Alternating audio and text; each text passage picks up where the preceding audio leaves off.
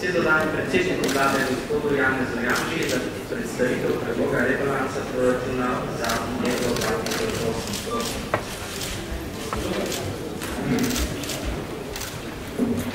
Hvala lepa za besedo, spoštovani gospod predsednik,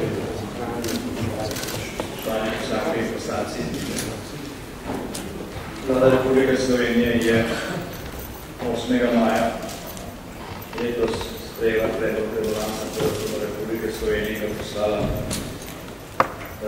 temu visokemu zboru. Pri pripravi rebalansa je vlada upoštevala predvsem novelirana makroekonomska izhodišča, ki jih je pripravil Urad vlade za makroekonomsko politiko in se v okviru pomladanske napovedi gospodarskih gibanj za leto 2008. Pri tem izhajamo iz dejstva, da Slovenija ni sve zase. Trenutno živimo v času manj ugodnih globalnih ekonomskih razmer, ki vplivajo tudi na naše razvojne trende.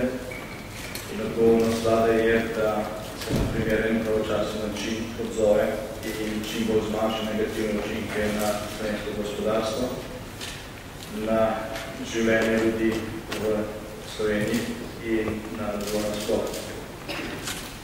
In vlada s predlaganim rebalansom proračuna povečuje restriktivnost proračunske porabe.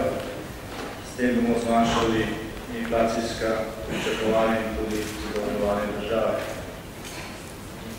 Odhodke proračuna zmanjšujemo z namenom izboljšanja proračunskega salda.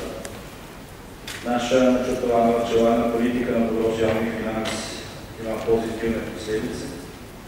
Tako kot že v lanskem letu 2007, pa tudi letos v državnem proračunu Republike Slovenije ustvarjen proračunski presežek in ste v višini 70 milijonov evrov, oziroma 1,2% bruto domačega proizvoda.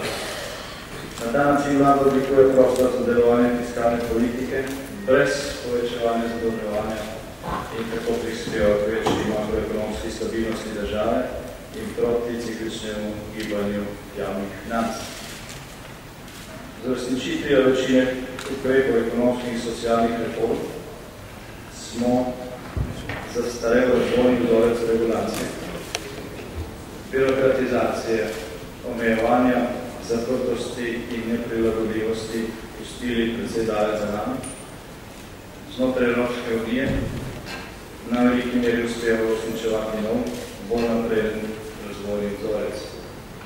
Čeprav se reformni proces še ni zaključil, bo tudi v prihodnje za nosilce ekonomskih politik zelo pomemben izziv, je danes leta 2008 Slovenija država z veliko bolj ugodnim in naprednim makroekonomskim in poslovnim okoljem.